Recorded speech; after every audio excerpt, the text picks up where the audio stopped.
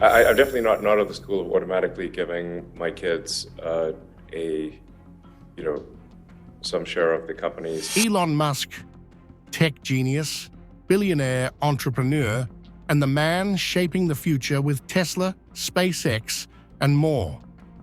But there's one thing he's not doing, and it's left everyone scratching their heads. Musk has revealed he has no plans to give shares of his multi-billion-dollar companies to his kids. That's right. The man behind two of the world's most innovative companies won't be passing the torch to his children. But why? And is it a huge mistake? Today, we're diving into the top 5 shocking reasons why Elon Musk won't be giving Tesla or SpaceX shares to his kids, and whether this bold move could come back to haunt him. Is this a brilliant decision to preserve his company's futures, or is Musk risking his own family legacy? Stick around because you won't believe the reasoning behind this choice. So why won't Elon Musk hand over shares of Tesla or SpaceX to his children? It's a decision that's left many people surprised. After all, passing down wealth to your kids is what most billionaires do, right? But Musk isn't like most billionaires. He's made it clear that automatically giving his kids a slice of his companies is, in his words, a mistake. But why? In a recent interview, Musk explained that he doesn't believe in simply handing over control or wealth to his children. For him, it's all about meritocracy, the idea that success should be earned, not inherited. Musk has built Tesla and SpaceX from the ground up, and he wants the same standard applied to the leadership of his companies. He believes that just because his children share his last name doesn't mean they should automatically share in his corporate empire. According to Musk, giving his children a direct stake in Tesla or SpaceX could lead to entitlement. And if there's one thing Elon Musk doesn't believe in, it's entitlement. He's famously known for pushing the boundaries of what's possible and believes that his companies should be run by those who are the best for the job, not just by family members. Musk isn't alone in this thinking. He's taken a similar approach to other billionaire figures like Steve Jobs and Warren Buffett, who have both publicly expressed that wealth should not simply be handed down to their children. Musk believes this mindset ensures that his companies will continue to innovate and thrive long after he's gone, guided by capable hands, not just familial ties. It's clear that Musk's decision is rooted in his philosophy about hard work and innovation, but it does raise a lot of questions. Will his kids feel left out of the legacy he's built? And what kind of impact could this have on the future of his family? We'll dive into that next. Stick around as we explore who will inherit Musk's empire if it's not his kids. Who will inherit Musk's companies? So if Elon Musk won't be passing Tesla or SpaceX to his children, the big question is, who will inherit these groundbreaking companies? It's no small decision. Considering Musk's empire is worth billions of dollars and continues to shape the future of technology, space exploration, and clean energy. But true to form, Musk has already thought about who should step in if something happens to him. In an interview at the Wall Street Journal's CEO Council, Musk revealed that he's already identified potential successors for his companies. While he didn't name names, he did confirm that there are individuals ready to step up if needed. And none of them are his children. So who are these successors? Musk has remained tight-lipped about specific candidates. But one thing is clear. They're people he trusts to carry on his vision. He's made it known that he values experience and capability over family ties when it comes to choosing leaders. In fact, he even floated the idea of creating an educational institution to control his shares in the future. Could this be Musk's way of ensuring that his companies remain on the cutting edge while still staying true to his mission of bettering humanity? This idea of an institution taking over might sound futuristic, but it's right in line with Musk's unorthodox thinking. After all, he's not just trying to create successful companies, he's trying to change the world. And to do that, Musk believes the leadership of his companies must be in the hands of people who share that same drive and vision, not just those who share his last name. But Musk isn't the only billionaire with succession plans. Leaders like Warren Buffett have also emphasized the importance of having capable, merit-based successors in place, rather than relying on family inheritance. Could this be the model for future tech giants? And how will Musk's children feel about being left out of the corporate equation? Stick around, because we're about to compare Musk's strategy with other billionaire legacies. And also, even machines are taking a lot of functions away from us. There are still functions that we have to, deliver ourselves. For example, fatherhood. Sure. So how would you educate your 5 boys? Actually, I created a little school. Yeah. What kind of school? Could you describe to us? Sure. It's small. It's only got 14 kids now, and it'll have 20 kids in September. It's called Ad Astra, which means to the stars. That's maybe a bit different from most other schools, is that there aren't any grades. There's no not grade 1, grade 2, grade 3 type of thing. Making all the children go in the same grade at the same time, like an assembly line. I know. Because some people love English or languages, some people love math, some people love music, and they have different abilities at different times. It makes more sense to cater the education to match their aptitudes and abilities. So I think that's one principle. Another is that it's important to teach problem solving, or teach to the problem, not to the tools. So this would be like, let's say you're trying to teach people about how engines work, or you could start by a more traditional approach would be to say, well, we're going to teach you all about screwdrivers and wrenches, and you're going to have a course on screwdrivers, a course on wrenches, and all these things. And this is a very difficult way to do it. A much better way would be like, here's the engine. Now let's take it apart. How are we going to take it apart? Oh, you need a screwdriver. That's what the screwdriver is for. You need a wrench. That's what the wrench is for. And then a very important thing happens, which is that the relevance of the tools becomes apparent. So all your 5 boys are in that school? Yes. Until when? This is from preschool? I don't know. So far it's only 1-year-old. But they like it. They like it? Yeah.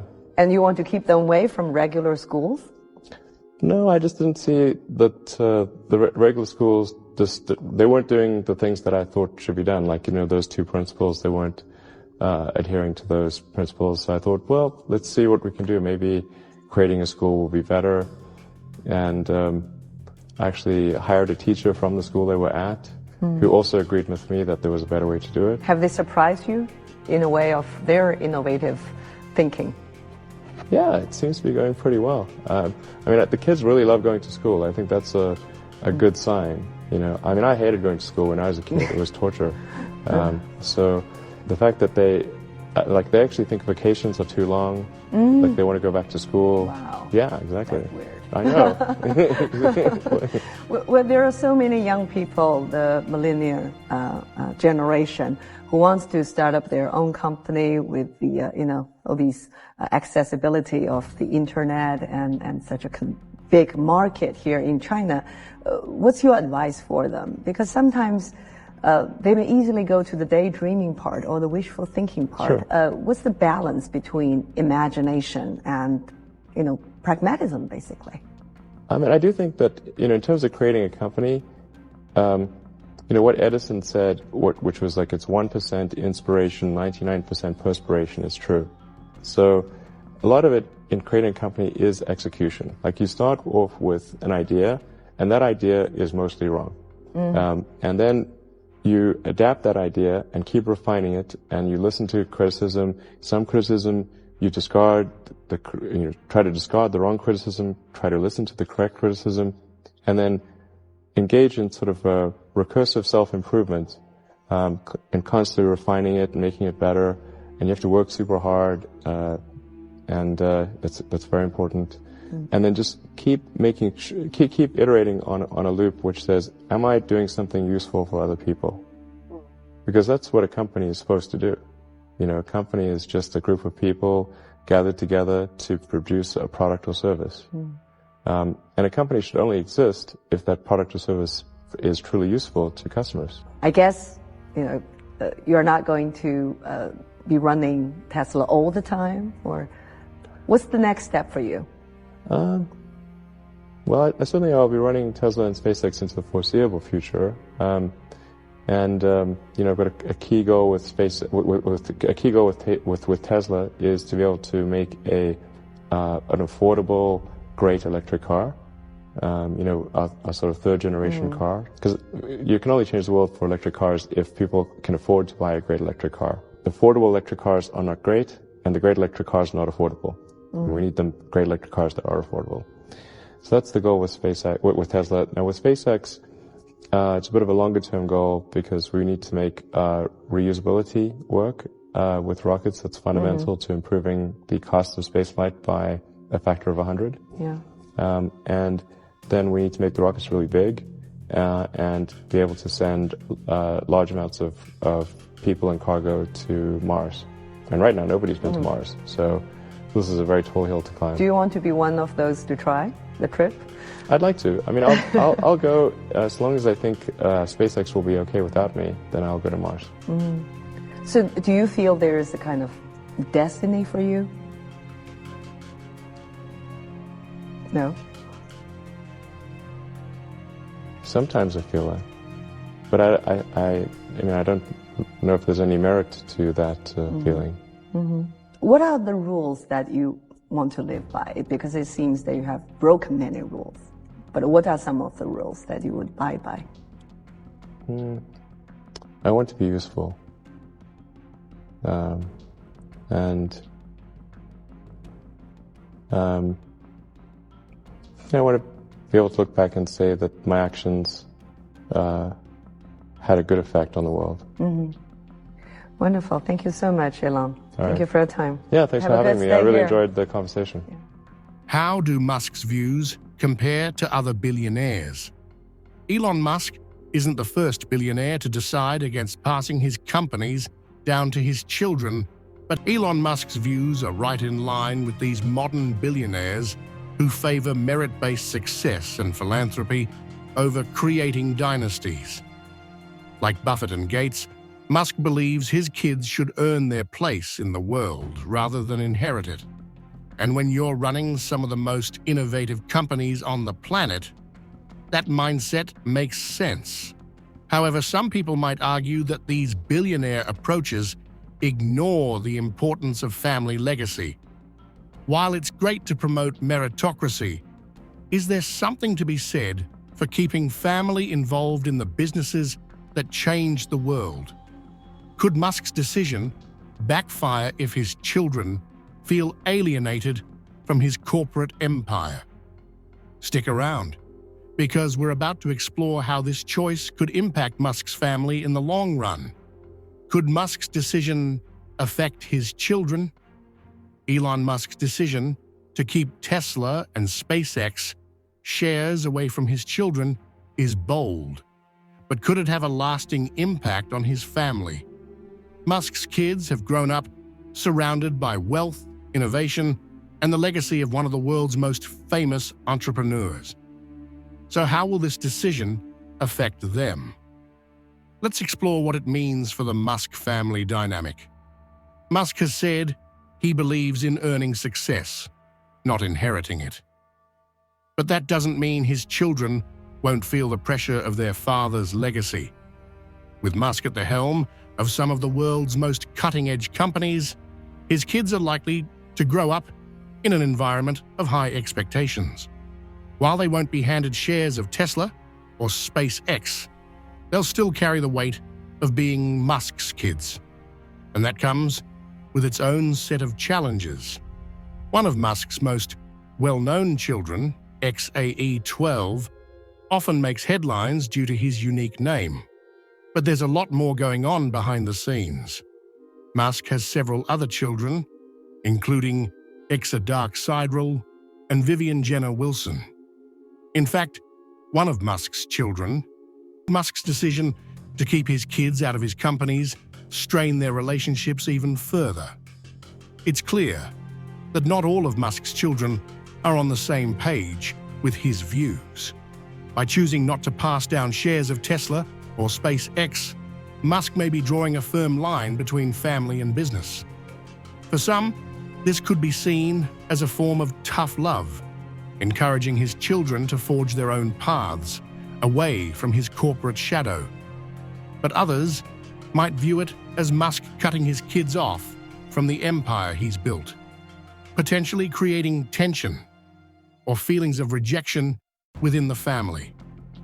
Of course, there's another side to this. By keeping his kids out of Tesla and SpaceX, Musk might actually be freeing them from the overwhelming pressure of inheriting massive responsibilities.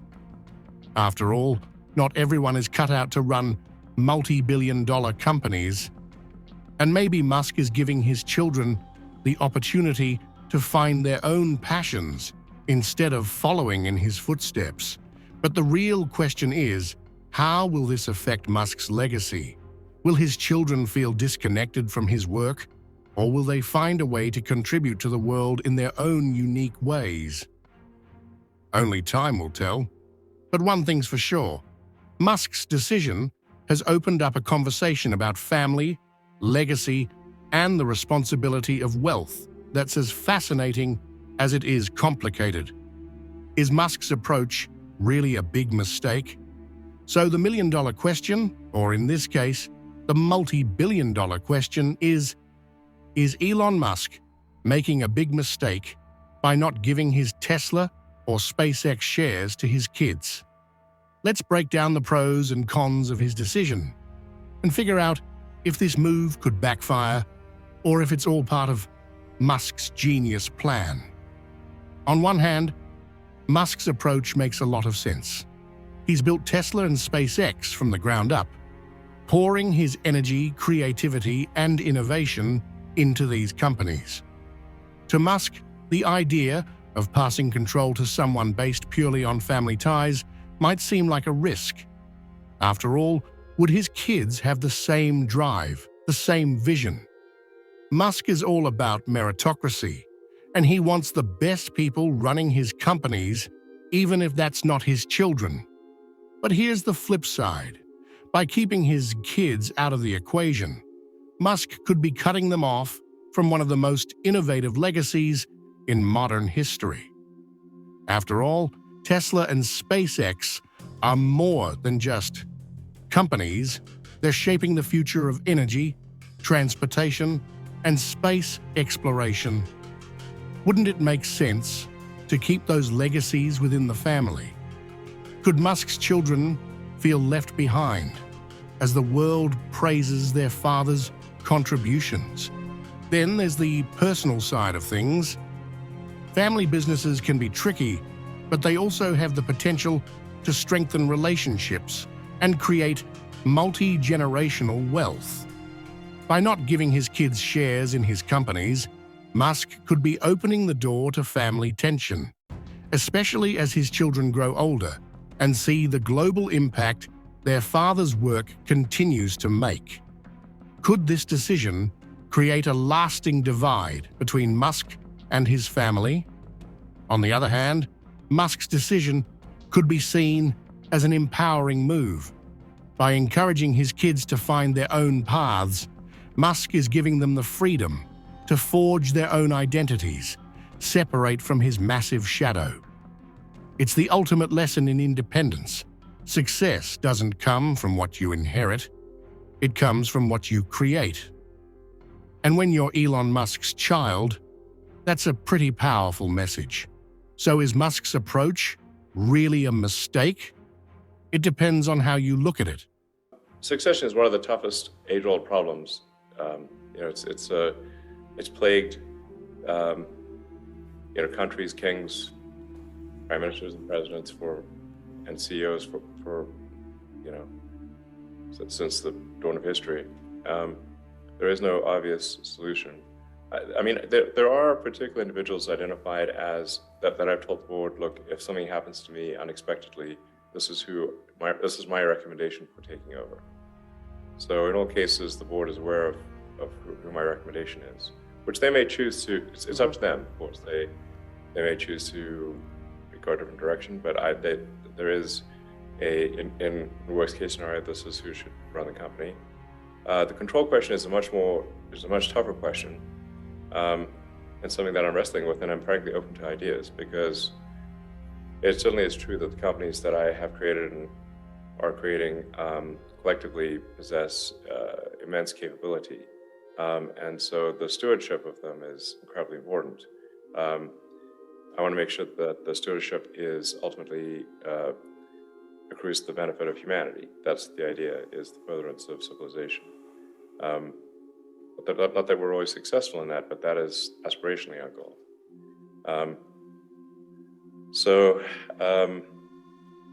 I have one idea which is sort of partly in place, which is to create kind of a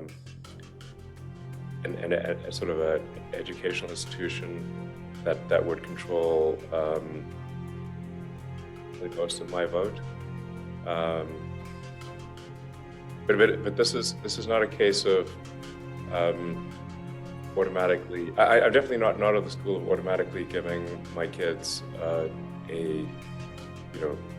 some share of the companies, even if they have no interest or inclination, or ability to manage the companies. I think that's a mistake. But it's a very hard problem to solve. And then who should be on the board of directors of the educational institution is also a very, very hard job to solve. So I think probably some disaggregation of control. From one angle, it could be seen as a risky move that could alienate his family and disconnect them from his companies. But from another angle, it's a calculated decision to ensure his businesses are run by the best, while giving his children the chance to build something of their own. At the end of the day, only time will tell if Musk's decision is a misstep or a stroke of genius. So what do you think?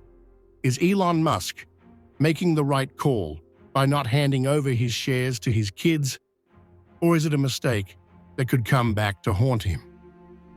Let us know in the comments below, and don't forget to like and subscribe for more thought-provoking takes on today's biggest stories.